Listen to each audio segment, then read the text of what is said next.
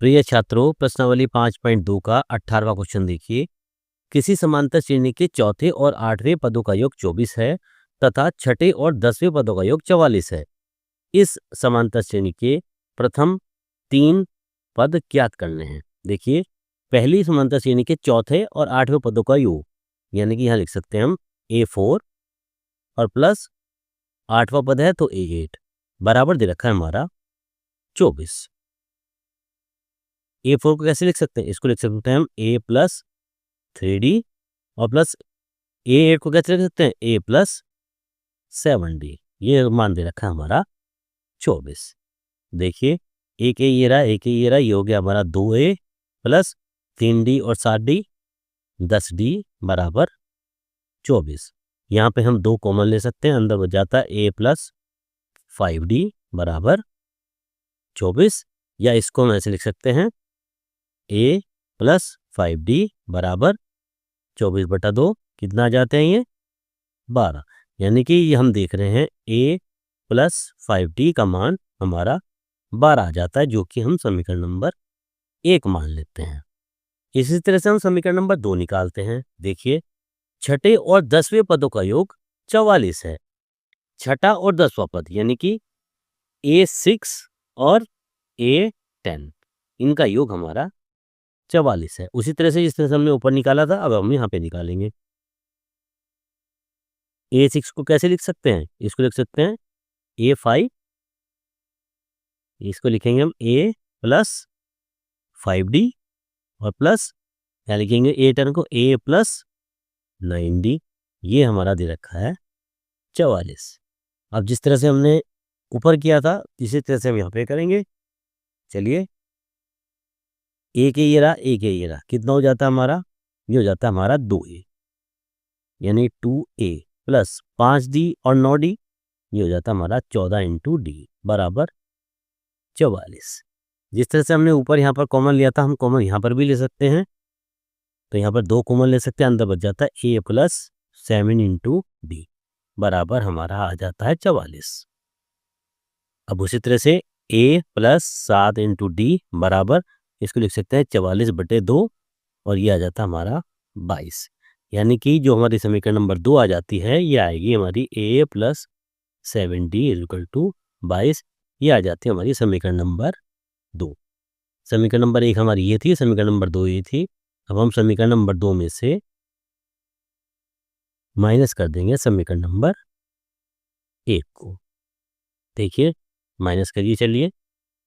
A plus 7D minus समीकरण number 1 थी हमारी A प्लस 5 इंटू D बराबर, ये था हमारा 22 और ऊपर था हमारा 12।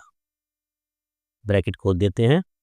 A plus 7D minus A और बाहर माइनस अंदर की चिन्ह बदल दीजिए, माइनस के 5D बराबर 22 में से अब हम 12 घटाते हैं तो ये हमारा 10 बच जाता है। देखिए, एक है ये रहा प्लस का, ये माइनस का, ये हमारा कट जाता है। प्लस के 7D माइनस के 5D, ये बच जाता है हमारा 2 इंटू D बराबर 10।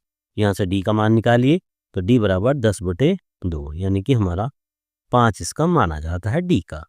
अब जब D का मान हमारा 5 आ गया, अब D का मान हम समीकरण नंबर 1 पे रख देते हैं, हमारा A का मान आ जाता है। यहाँ लिखेंगे D का मान समीकरण नंबर 1 में रखने पर, और समीकरण नंबर 1 थी हमारी A प्लस 5 इंटू D बराबर 12। ये हमारी समीकरण नंबर 1 थी। यहाँ हम D का मान रखेंगे।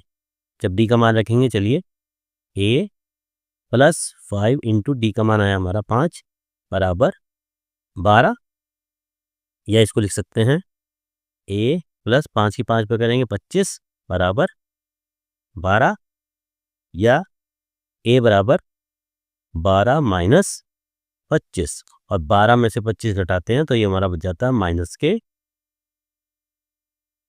के 13। ठीक है बच्चों, अब देखिए A बराबर आया हमारा माइनस के 13। अब क्वेश्चन में पूछा था उसके 3 पद निकालने हैं।